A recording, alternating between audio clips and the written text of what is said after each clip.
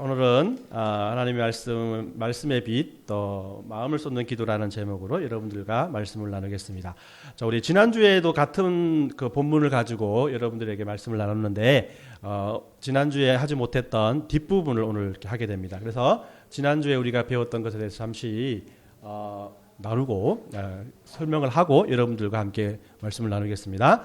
자, 우리가 어저께 지난주에 우리가 배웠던 것이 뭐냐면은 그 바른 신앙을 가진 사람이 되어야 된다라는 것에 대해서 배웠어요. 바른 신앙이란 것은 바른 생각을 하게 하고 또 바른 행동을 하게 한다.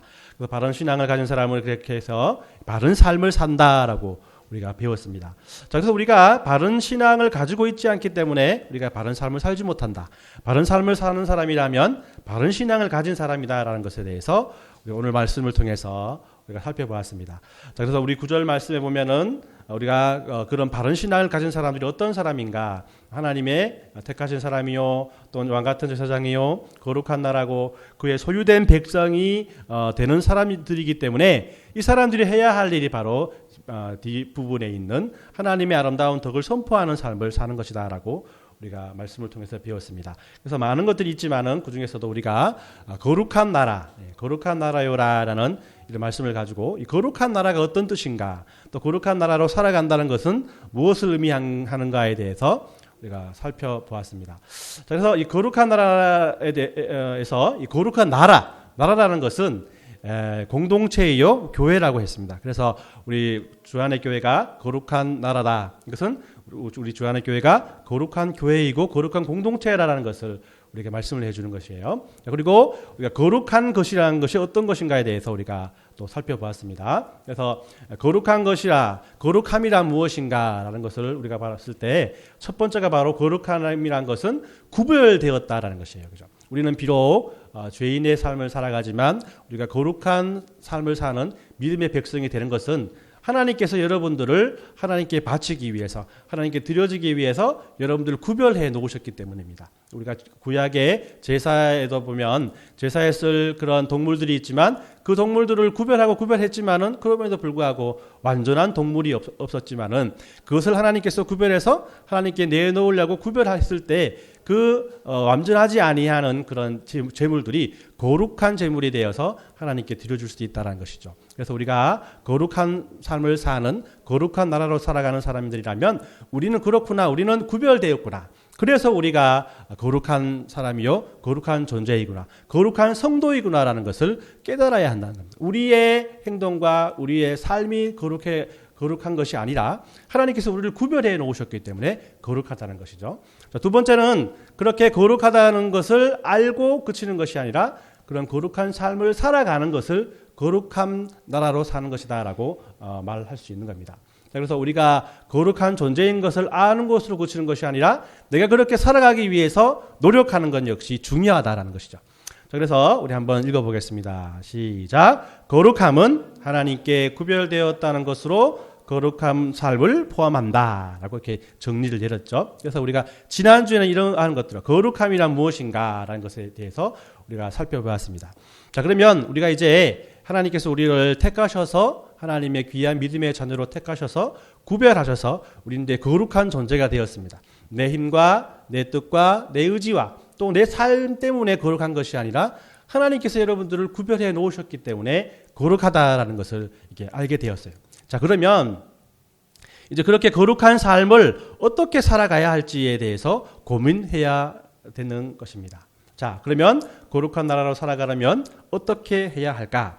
저는 여러분들에게 세 가지를 요구하고 싶습니다. 그 세 가지를 요구하고 싶은데 그 세 가지를 다 합쳐서 합축해 놓은 것이 오늘 설교 말씀의 제목입니다. 자, 설교 말씀의 제목 한번 읽어볼까요? 자, 말씀의 빛. 자, 말씀의 빛. 마음을 쏟는 기도. 자, 첫 번째 우리가 이 말씀의 빛이 필요하다라는 것이죠. 말씀의 빛. 말씀의 빛에 우리가 나아가야 한다라는 것이에요. 자, 우리 왜 말씀의 빛인가? 시편 기자는 하나님의 말씀을 빛이다라고 이렇게 비유를 해놓습니다. 고백을 하죠. 왜 하나님께서 우리에게 주신 이 말씀이 빛일까? 왜 빛일까요? 빛에는 두 가지의 그런 의미가 있기 때문입니다. 빛은 어두움을 물리칠 수 있는 유일한 존재이죠, 그죠? 빛이 어둠이 있는 것이 아니라 빛이 생김으로 말미암아 어두움이 빛을 피해가는 거라고 할 수 있어요. 자, 그래서 하나님께서 아무것도 없는 이 우주 만물 속에서 하나님께서 빛이 있으라 했을 때 어둠이 물러간 거야. 그죠? 하나님께서 창조하신 것은 빛이고 그렇지 아니한 모든 것들이 다 어둠이라고 하는 겁니다. 자, 그래서 우리가 빛이라 생각했을 때의 이 빛이란 것은 바로 어두움과는 반대되는 개념이다라고 할 수가 있겠죠. 또 그리고 빛은 파워, 즉 힘이 있다라는 것이에요. 빛의 힘이 무엇일까? 바로 에너지라고 할 수도 있겠지만은 그 빛의 그 힘은 영향력을 미친다, 영향력이 있다라는 것으로 우리가 이해하시면 될 것 같습니다. 자, 보이지는 않지만 빛이 도달하는 곳에는 다 어떠한 이 변화가 일어난다는 것이죠, 그죠? 그래서 우리가 식물들 같은 경우에도 보이지 아니하는 빛을 쬐므로 말미암아 그 식물이 자라고 그 식물을 먹고 동물이 자라고 동물이 먹고 또 사람도 자라고 이렇게 되는 거죠. 그리고 그 빛이 얼음을 녹이게 되고 또 물을 순환시키게 되어서 이 지구를 이끌어 간다는 겁니다. 이 말씀을 빛으로 이렇게 비유한 것을 보면 이 말씀이란 것이 역시 빛과 같은 능력을 가지고 있다라는 것이에요. 말씀이 비치는 곳에 변화가 일어난다라는 것입니다. 여러분들 이 거대한 로마 제국이 또 하나님 없이 살 수 있다라고 말한 공산국가가 나가서 삶을 비관하고 살아가는 사람들과 또 아무런 그 삶의 의미를 알지 못하는 사람들이 이런 말씀의 그 빛을 쬐고 말씀의 빛이 노출되었을 때 그들의 마음속에 변화가 일어나는 것을 우리는 찾을 수가 있다는 거죠. 그것은 바로 저와 여러분들과 같은 이 성도들도 마찬가지인 겁니다. 그렇죠? 하나님께서 여러분들을 변화시켜 주셨기에 여러분들이 이곳에 와서 예배를 드리고 신앙생활을 할 수 있고 우리가 힘들고 어려울 때마다 하나님을 찾는 게 아니겠습니까? 그렇죠? 그래서 하나님의 그 말씀의 빛, 말씀의 능력, 말씀에 그 힘이 없었다면 여러분들 역시 변화되지 않고 하나님을 알지 못하는 사람이 되었을 것입니다. 그래서 그리스도인이 영적인 삶을 살기 위해서는 말씀의 빛에 항상 노출되어야 한다는 것입니다. 말씀의 빛 가운데 거해야만 우리가 하나님의 뜻과 의도를 알고 하나님께서 우리를 통해서 역사하시게끔 할 수 있다라는 것이죠. 또 어떤 면에서 이 빛이란 것은 두 가지 요소를 가지고 있다고 해요. 빛이 어떻게 이루어졌는지 아십니까? 빛은 파동과 뭐죠? 입자로 이루어졌다고 해요. 우리가 빛이란 것이 어떤 개념적으로 빛이지만 그 빛에는 빛 하나만 있는 것이 아니라 그 안에 어떤 것을 함축해 있다라는 것이에요. 자, 그래서 빛은 파동과 입자로 되어 있다. 파동은 뭐죠? 파동 이렇게 되는 게 파동이죠, 그죠? 또 빛이라 뭡니까? 이 분자, 입자로 되어 있다는 것은 빛이 한 가지의 요소로 되어 있지 않다는 겁니다. 그래서 여러분들이 프리즘 같은 것을 이렇게 빛에 대면은 프리즘을 통해서 나오는 빛이 몇 가지입니까? 빨주노초 파노브 7가지죠, 그죠? 그리고 보이지 아니하는 두 색깔, 그죠? 자외선과 적외선에서 9가지의 빛으로 이렇게 갈라지게 됩니다. 이것은 이 빛이 그냥 한 줄기로 나온 것이 아니고 그 안에 9가지의 빛이 예, 함축되어 있다는 것을 알 수 있죠, 그죠? 자, 그래서 이 말씀이 빛이라고 했을 때, 자, 그렇구나. 말씀은 그냥 말씀으로 그치는 것이 아니라 그 말씀 안에도 이렇게 함축적인 것들이 있구나라는 생각을 했습니다.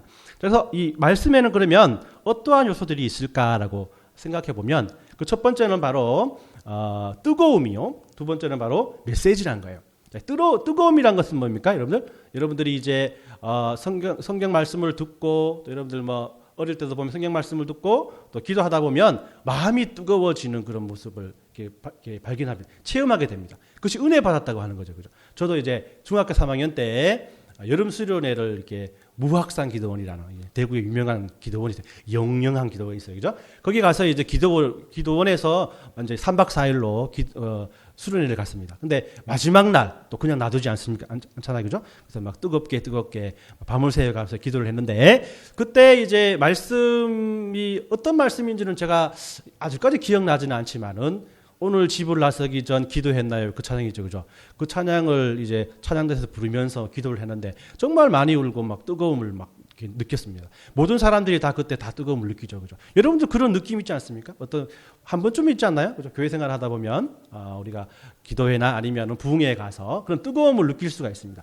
이것은 말씀을 접하는 모든 사람들이 느낄 수 있는 겁니다. 이것은 어떤 면에서 빛을 여러분들에게 이렇게 첨가시키면 빛이 따뜻하다라는 그런 느낌을 받지 않습니까? 그죠? 그래서 말씀이 여러분들에게 비춰지면 당연히 따뜻함, 뜨거움, 빛이 있구나라는 것을 인식하게끔 우리의 육체적으로 그 말씀이 되살아난다는 겁니다. 그것이 뜨거움으로 나타나는 거예요. 근데 그 뜨거움으로 그쳐버리면 계속해서 뜨겁다 보니까 이게 어떤 면에서는 더 뜨거운 것을 갈구하게 되는 거죠. 그죠? 우리가 목욕탕에도 그죠? 뜨거운데 들어가지 못하지만 발 하나 담그고 계속 담그다 보면 그 뜨거운 곳에 들어가서 시원하다는 말을 하잖아요. 그죠?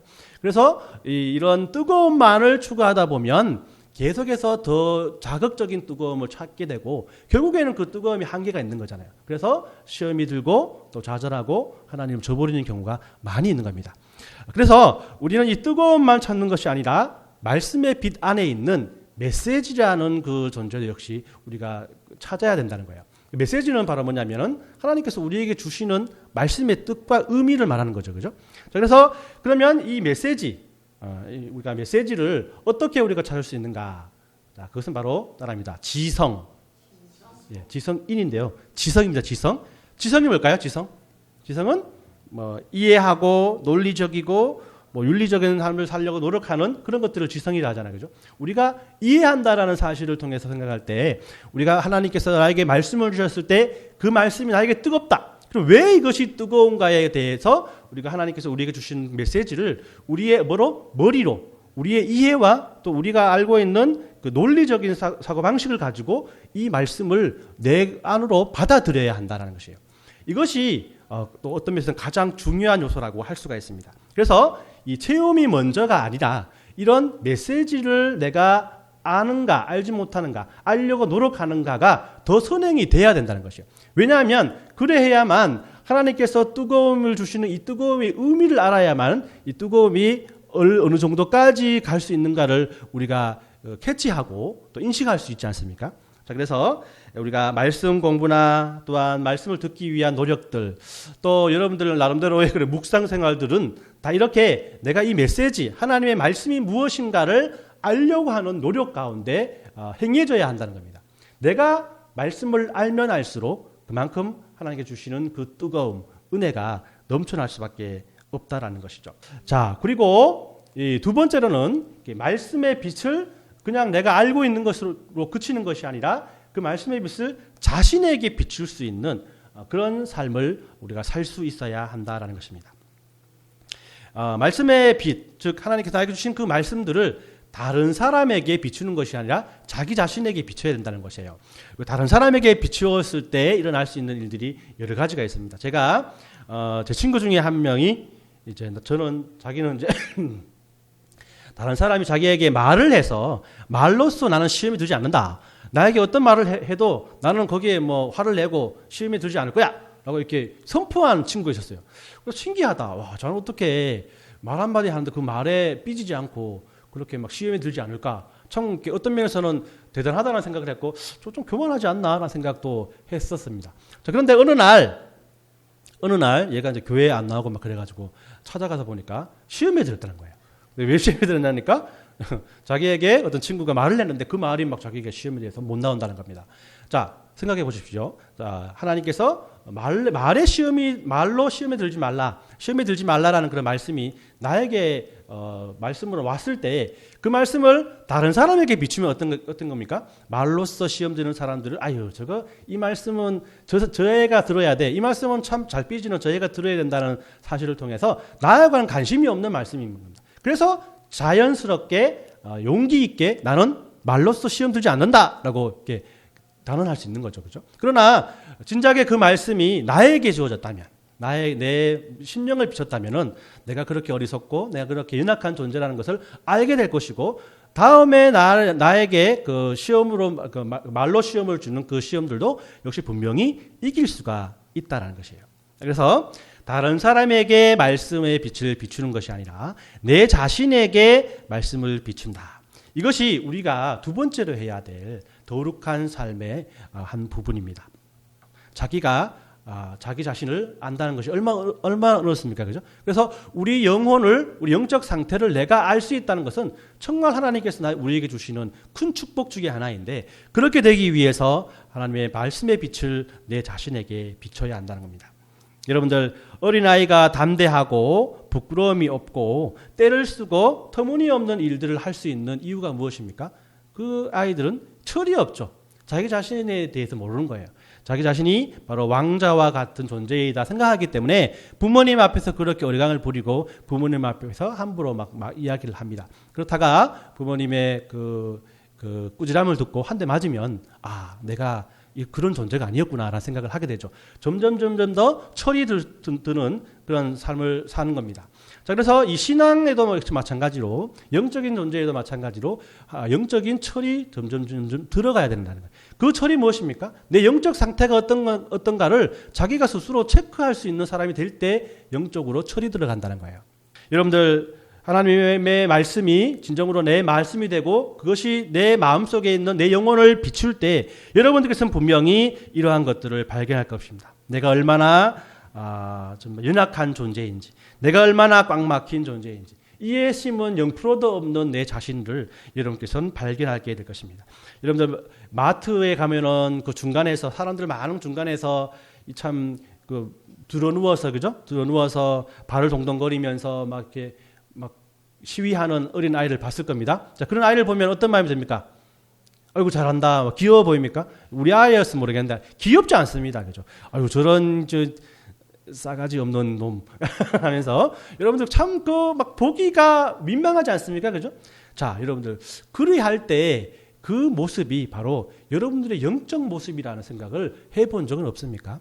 내가 영적인 삶을 산다라고 하면서 하나님 앞에 나아가지만 하나님 보실 때는 그것이 그렇게 어리광 없이 아무런 철 없이 좀 마트 바닥에서 발을 후르고 있는 어린아이와 같은 모습이라면 여러분들 어떻겠습니까? 여러분들 마음 역시 아플 것이고, 또 하나님의 마음을 생각하면 여러분들 역시 이러한 삶을 살아서는 안 된다라는 그런 마음가짐을 가질 수밖에 없는 것이죠. 자, 그래서 하나님의 거룩한 삶, 거룩한 나라의 백성들은 말씀을 깊이 이해하고 그 말씀을 나 자신에게 비춰서 내가 얼마나 어리석고 또 얼마나 연약한 존재인지를, 내가 하나님의 은혜 없이는 살아갈 수 없는 존재임을 우리가 이해하고 또 깨달아야 합니다. 이것이 두 번째로 우리 거룩한 삶을 살아가는 우리들이 해야 할 의무인 것이죠. 마지막으로 우리는 마음을 쏟는 기도로 하나님 앞에 나아가야 한다는 겁니다. 이 마음을 쏟는 기도라는 것은 나에게 주어진 하나님의 말씀을 통해서 내가 나의 잘못을 깨달았다면 그것에 통회하며 하나님 앞에 나가는 기도를 드릴 수 있는 사람들을 말합니다. 여러분들, 자기 자신의 죄를 알고 그 죄를 뉘우치는 것이 얼마나 중요합니까? 그죠? 내가 내 죄를 아는데 그 죄에 대해서 내가 그 죄를 뉘우치는 것은 정말 힘들고 어렵습니다. 한 발자국만 더 나가면은 다 되는 것인데, 이해하고 내가 시인하면 되는 것인데 그것이 참 힘들고 어려운 그런 과정인 것이죠. 자, 그래서 이렇게 내가 한 발자국 그곳으로 나아가는 그 한 발자국을 내딛는 그 힘, 그것이 바로 기도에서 나온다는 겁니다. 또 한 예를 제가 여러분들 드리겠습니다. 제가 어릴 때 참 고난의 삶을 살았나요? 어릴 때 이제 학교에서 야간 자율학습을 하는데 선생님이 막 조금만 소리가 나도 막 뭐라 하는 분이셨어요. 근데 제가 모르고 그 순간에 볼펜 자루를 딱딱 두 번을 했거든요. 근데 선생님이 그걸 딱 듣고 누구냐는 거예요. 근데 겁이 나죠. 가만히 있으니까 10번 셀 때까지 나와라. 나 안 나갔어요. 어떡하나. 안 나갔어요. 그러니까 다 책상 위에 올라가라 이런 거예요. 그래서 내가 안 나갔어. 내가 왜 이런지 몰라. 그래서 선생님이 막 때리는 거예요. 여기를 막 때리는 거예요. 자, 3대씩 막 때리는 거예요. 자, 지금 때리면 나가는데 이때라도 고백하면, 이때라도 나오면 내가 그 다음 안 때리겠다. 근데도 제가 안 나갔습니다. 그래서 모든 아이들이 다 맞고 나도 맞고. 근데 누가 그랬는지 모르죠. 아무도 모르고 내 자신만 아는 거예요. 그죠?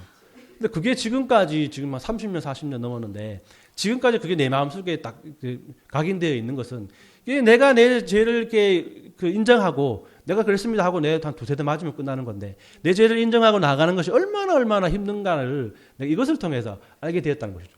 그죠? 마찬가지로 여러분들 내가 하나님 앞에 지은 죄가 하나님께서 이런 것이다라고 보여줬을 때 내가 그것을 통해서 이거 맞습니다 하나님 내가 이런 잘못했습니다라고 하는 것이 그만큼 어렵다는 건데 그렇게 할 수 있는 힘을 제공하는 것이 바로 기도라라는 것입니다.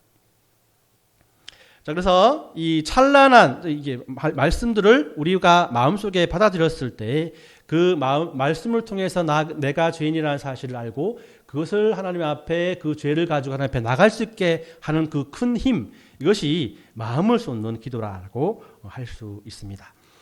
마음을 쏟는 기도는 이 두 가지의 그런 의미를 가지고 있습니다. 자, 따라합니다. 슬퍼하고 분노하라.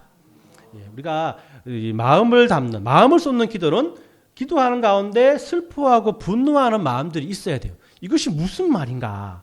그죠? 자, 이 슬퍼한다는 것은 바로 무엇이냐면 내가 말씀대로 살지 못하는 어리석은 존재이다라는 사실에 대해서 내가 슬퍼하는 겁니다. 나 자신을 불쌍하게 여기는 것이죠. 그때 그죠? 이 선생님한테 고백하지 못했던 것, 제가 그랬습니다라고 하지 못했던 내 자신이 40년 동안 계속 이게 슬퍼지는 거예요. 그리고 그러한 내 자신을 바라보고 계시는 하나님의 그런 마음, 그런 하나님의 마음, 부모님의 마음을 생각할 때 우리는 슬퍼할 수밖에 없다는 거죠. 그죠? 내가 하나님 말씀대로 살아가지 못하는 내 자신과 또 그런 모습을 보시는 하나님의 그런 마음을 생각할 때 여러분들 기도할 때 슬퍼지지 않겠습니까? 또한 이 분노한다는 것은 무엇이냐면 내가 다시금 하나님 잘못했습니다. 죄송합니다라고 하나님 앞에 나아갔지만은 또 다음에 지은 죄를 생각해 보면 똑같은 죄를 또 한 번 또 다시 한번 매일매일마다 짓고 있다는 것이에요. 이것에 대해서 나는 분노해야 된다는 겁니다. 분노해야 된다는 거예요. 또 이런 나의 그 죄를 바라보면서 이 죄를 이용해서 나를 시험해서 하나님의 영광을 가리게끔 하는 그런 악한 세력들이 있다는 사실을 우리가 생각할 때 우리는 거기에 또한 분노할 수밖에 없다는 겁니다. 이 분노란 것은 여러분들 어떻게 설명해야 할까요? 저는 그럴 때 분노를 합니다. 저 자신에 대해서. 제가 이제 차를 몰고 가다가 틀림없이 내가 사고가 나지 아니할 상황인데 사고가 났어요. 그러면 사고 자체에 대해서는 별로 그렇게 보험 처리하면 되겠지만 집에 와서 눈을 감으면 어떻게 돼요? 내가 왜 그때 그 브레이크를 안 밟았을까? 내가 왜 그때 전화기를 만지다가 왜 그래 박았을까? 왜 그래 부딪혔을까라는 나 자신에 대한 자책감이 항상 있다는 거죠. 그죠? 그래서 우리가 기도하면서 분노한다는 것은 그런 내가 다시 한번 죄를 저지른 내 자신에 대한 자책감이 분명히 있어야 된다는 겁니다. 그래서 우리가 기도할 때 슬퍼하고 분노한다는 이 두 가지의 요소가 우리 기도 속에 있다는 것은 이것은 나의 영혼을 위한 기도란 거예요. 근데 우리는 흔히 항상 기도할 때 보면 우리는 내가 원하는 것, 내가 하나님께서 나에게 주셔야 될 것에 대한 바라는 기도만 항상 한다는 겁니다. 그런데 우리가 이러한 이 분노와 슬픔의 기도를 한다는 것은 내 영혼에 대한 기도를 하나님 앞에 올려드리고 난 다음에야 우리가 하나님 앞에 고백하고 하나님께서 나에게 주실 것들에 대한 그런 기도가 나와야 한다는 것인데 왜 그렇습니까? 내 영혼을 위한 기도가 하나님의 나라를 위한 기도이기 때문입니다. 먼저 그의 나라와 그의 의를 구하라라고 예수님께서 우리에게 말씀해 주시지 않습니까? 그죠? 그러한 기도가 선행될 때 하나님께서는 이 모든 것을 너희에게 더하시리라라는 말씀을 통해서 내가 원하고 내가 갈구하는 모든 것들을 하나님께서 들어주시기 위해서 우리의 기도에 귀를 기울이신다는 거예요. 그렇게 생각할 때 우리가 더 요구하고 더 집중해야 될 것은 그런 세상의 그런 것들을 위한 그런 기도가 아니라 하나님과 얼마나 더 가까이 갈 수 있는가, 하나님과 얼마나 더 가까이 가야 하는가에 대한 기도에 귀를 기울이는 것이 맞다라는 것이에요. 자, 그래서 오늘은 이 말씀의 빛에 나가는 것, 또 말씀의 빛을 자신에게 비추는 것, 그 자신에게 비춘 그 죄악들을 통해서 하나님 앞에 마음을 쏟는 기도, 슬퍼하고 또 분노하는 그런 마음으로 하나님 앞에 나가는 기도를 드리는 사람들이야말로 거룩한 나라로 살아가는 믿음의 백성이 아닌가라고 여러분들에게 말씀드리고 싶습니다. 자, 그래서 우리 2020년에 거룩한 나라로 살아가는 이 주안의 교회는 이 세 가지를 가지고 항상 나가기를 원합니다. 말씀의 빛에 노출되기 위해서 말씀 공부를 열심히 할 것이고 또 묵상할 것이고 또한 그 말씀이 내 그 영혼을 비출 수 있게끔 우리가 행동하는 삶을 내가 어떻게 살아갈 것인가에 대한 것들을 고민하는 그런 교회가 될 것이고 또한 마음을 쏟는 기도를 통해서 신령과 진정으로 진심 어린 하나님 앞에 기도하는 기도를 통해서 하나님과 더 가까이 나가기를 원하는 그런 믿음의 교회가 되기를 원합니다. 이러한 믿음의 교회 또 이러한 믿음의 성도가 되어서 하나님께 거룩한 삶으로서 영광 돌리는 저와 여러분들 되시길 예수님의 이름으로 축원합니다.